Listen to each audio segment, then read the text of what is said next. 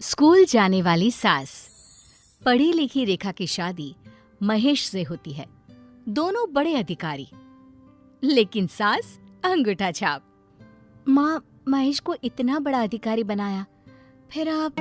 रेखा, तेरे ससुर तो बहुत पहले ही चल बसे थे। किसी तरह उनका सपना पूरा किया। महेश को पढ़ाया लिखाया, उसे इस लायक बनाया कि कोई पढ़ी लिखी लड़की उससे मिले। बेटा तो उसकी जिंदगी में है। अब आराम से दुनिया से चली भी जाऊं तो कोई दुख नहीं होगा। अरे, कैसी बात कर रही हैं माँ? आपकी अभी उम्र ही क्या है? छोटी उम्र में शादी के कारण महेश भी जल्दी हो गए, बहू भी जल्दी आ गई। माँ, अभी भी आपके पास समय है। आप अपने बारे में सोचें और वो सब करें जो आप करना चाहती हैं। अरे लेकिन उन सब के लिए तो पढ़ना पड़ता है। मैं कैसे बेटा? माँ जी, आप चाहे तो अपनी पढ़ाई अब भी पूरी कर सकते हैं। मैं हूं ना। सास को न जाने क्यों एक बार बहू पर विश्वास हो जाता है। वो बहू की बात समझने की कोशिश करती है। मैं तो सिर्फ 10 तक पढ़ी हूँ, उसमें क्या हो सकता है बहू?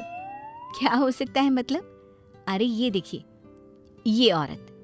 अब तो बहू सास को वो कहानियां दिखाती और सुनाती जिससे सास का फिर से पढ़ने का जज्बा जाग जाए। और फिर होता भी वही है। बहू, मैं पढ़ूंगी तो बस किसी तरह मेरा एडमिशन करवा दे।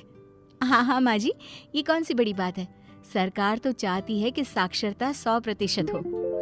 हाँ बहू, किसी तरह मेरा एडमिशन हो जाए तो समझो मैं भी कुछ कर लूँ। बस फिर क्या था।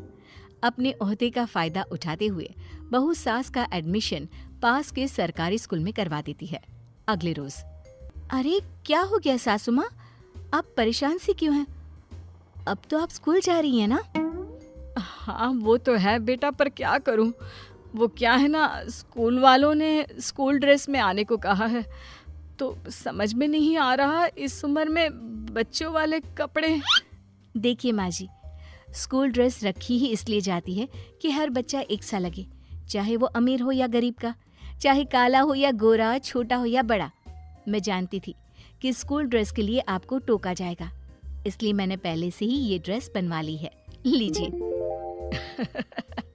माँ, याद है बचपन में जब मैं कहता था कि स्कूल के मोजे नहीं है तो तू कैसे भी करके मुझे ला कर देती थी। कोई बहाना नहीं मानती थी और मुझे स्कूल भेजती थी। याद आया, अब तेरी बारी। खैर, सास क्या करती, चुपचाप स्कूल ड्रेस पहनती है और स्कूल जाती है, जहाँ जाकर मैडम,